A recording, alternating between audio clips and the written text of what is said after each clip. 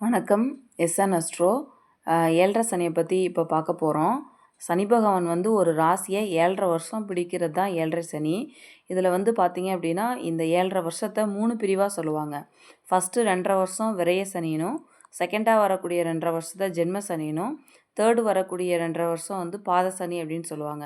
இதில் எது அதிகமாக பாதிப்பை கொடுக்கக்கூடாதுன்னா அந்த ஜென்ம சனி காலத்தில் தான் அதிகமான பாதிப்புகள் நமக்கு வரும்.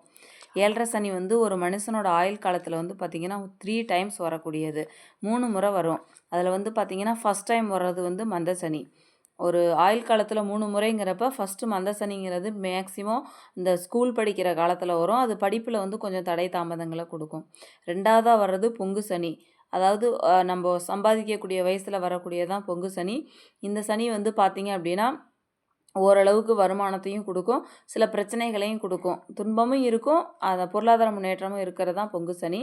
மூணாவதாக இருக்கக்கூடியது மாரக சனி. சிலருக்கு மாரகத்தை கொடுக்கும். இந்த மாரக சனியில் தப்பிச்சவங்களும் இருக்காங்க. இதுதான் வந்து ஏழரை சனி. இப்போ வந்து பார்த்திங்க அப்படின்னா எல்லாத்தையும் வந்து ஏழரை சனி பாதிக்குமா அப்படின்னா எல்லாத்தையும் பாதிக்கிறது கிடையாது. நல்ல தசாபுத்தி நடக்கும்போது ஏழரை சனியிலேருந்து நம்ம வந்து தப்பிச்சுக்கலாம்.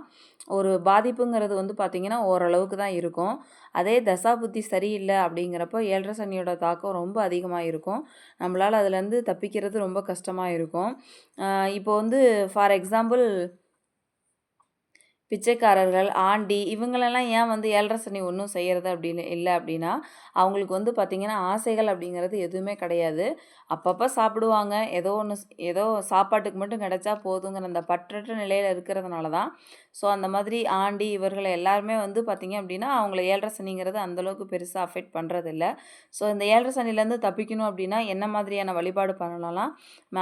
அது மாதிரி பண்ணணும் அப்படின்னா விநாயகர் வழிபாடு ரொம்ப கை கொடுக்கும். விநாயகரை வந்து கும்பிட்றது ஏழரை சனி காலத்தில் விநாயகர் வழிபாடு செய்யும் பொழுது நம்மளுக்கு பாதிப்பு குறைவாக இருக்கும்.